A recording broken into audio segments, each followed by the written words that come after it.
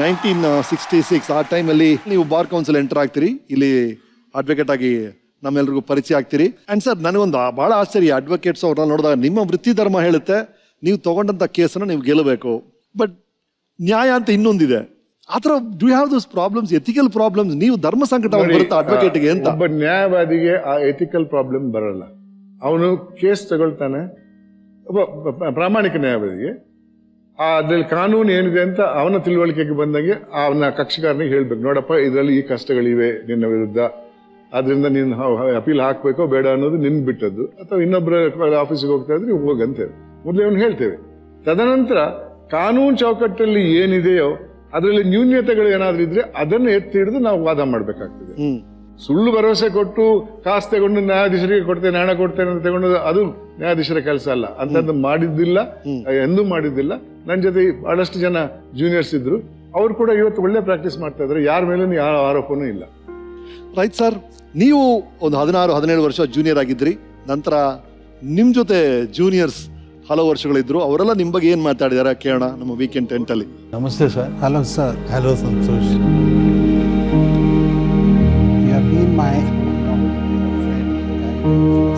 ರೆಕಾರ್ಡಲ್ಲಿ ಏನಿರುತ್ತೆ ಅದನ್ನ ನಾವು ಕೋರ್ಟ್ ಮುಂದೆ ಪ್ರತಿಪಾದನೆ ಮಾಡಬೇಕೇ ಹೊರತು ಅದನ್ನ ಬಿಟ್ಟು ಬೇರೆ ಯಾವುದೋ ಒಂದು ರೀತಿಯಲ್ಲಿ ಒಂದು ಕೇಸ್ ನಡೆಸೋದು ತಪ್ಪು ಅನ್ನೋದನ್ನ ತಾವು ನನಗೆ ಕಲಿಸ್ಕೊಟ್ರಿ. I can't even describe the wonderful time I had.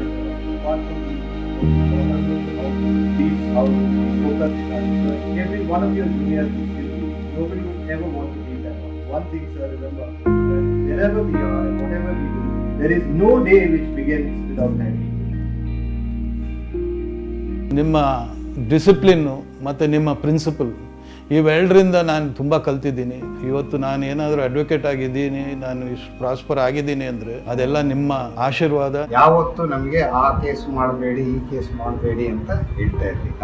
ಅವರ ಆಫೀಸ್ನಲ್ಲಿ ಎಲ್ಲ ತರಹದ ಮೊಕದ್ದಮೆಗಳು ಇದ್ದಿದ್ದರಿಂದ ಬೇರೆ ಆಫೀಸ್ನಲ್ಲಿ ಕಲಿಬೇಕಾದ 5 ವರ್ಷಗಳ ಕೆಲಸವನ್ನು ನಾನು ಅವರ ಆಫೀಸ್ನಲ್ಲಿ 1 ವರ್ಷದಲ್ಲೇ ಕಲ್ತಿದ್ದೇನೆ. ಅದರಿಂದ ನಾನು ಇವತ್ತಿನಿಗೂ ಅವರಿಗೆ ಆಭಾರಿಯಾಗಿದ್ದೇನೆ.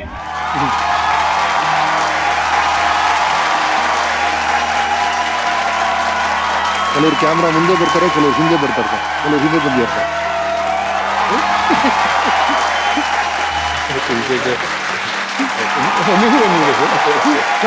ಬಳಿ ನಿಮ್ಮ ಸವಿ ನೆನಪುಗಳು as a leader, as a mentor, ಅವರಿಂದ ನೀವು ಏನೇನು ಕಲ್ತ್ರಿ? ಸುಮಾರು 30 ವರ್ಷದಿಂದ ಸಾಹೇಬ್ರ ಜೊತೆ I have been with him and whatever I am today it is because of his blessings and not so sweet. 92ರಿಂದ 98 ತನಕ ಅವ್ರ ಒಟ್ಟಿಗೆ ಕೆಲಸ ಮಾಡಿ ಅವರಿಂದನೇ ನಾನು ಏನು ಸ್ವಲ್ಪ ಕಲ್ತಿದ್ದೀನಿ, ಅವ್ರು ಕಲಿಸ್ಕೊಟ್ಟಿದ್ದು. ಕೇಸ್ಗಿಂತ ಜಾಸ್ತಿ ಒಬ್ಬ ಕಕ್ಷಿಗಾರ ಬಂದರೆ ಅವನ ಸ್ಥಿತಿಗೀತಿ ನೋಡಿಕೊಂಡು ತಾವು ಅವನ ಬಗ್ಗೆ ಇದು ಮಾಡಬೇಕು. ಎಷ್ಟೋ ಸತಿ ಕೇಸ್ಗಳಲ್ಲಿ ಅವರೇ ಕೈನಿಂದ ನನಗೆ ಫೀಸ್ ಕೊಟ್ಟಿದ್ದಾರೆ. ಕೆಲವು ಫೀಸ್ಗಳು ವಾಪಸ್ಸು ಕೊಟ್ಟಿದ್ದೀವಿ, ಆ ದುಡ್ಡು ಅವ್ರ ಕೈನಿಂದ ಕೊಟ್ಟಿದ್ದಾರೆ, ನನಗೆ ಕೊಟ್ಬಿಟ್ಟಿರೋರು. ಗೊತ್ತಾಯ್ತು.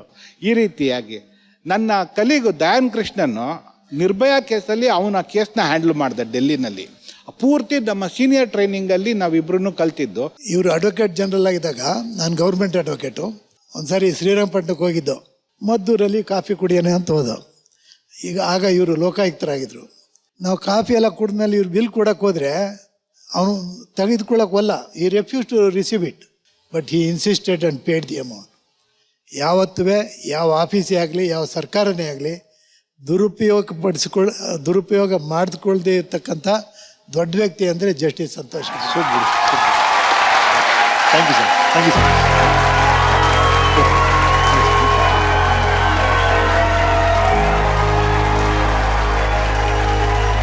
ರೈಟ್ ಸರ್, ಒಂದು ಹಂತದಲ್ಲಿ ಅಡ್ವೊಕೇಟ್ ಆಗಿ, ಲಾಯರ್ ಆಗಿ ಬಹಳ ಒಳ್ಳೆ ಪ್ರಾಕ್ಟೀಸ್ ನಡೀತಾ ಇರುತ್ತೆ.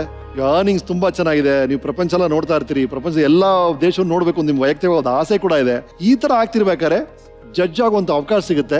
ನಿಮ್ಮ ಅಮ್ಮ ಹೇಳ್ತಾರೆ ಜಡ್ಜ್ ಆಗಿ, ನಿಮ್ಮ ಅಪ್ಪ ಆಗ್ಬೇಕು ಅಂತ ಆಸೆ ಪಟ್ರು, ಆಗ್ಲಿಲ್ಲ, ನೀನಾರ ಆಗುವಂತ ಅಮ್ಮ ಹೇಳ್ತಾರೆ.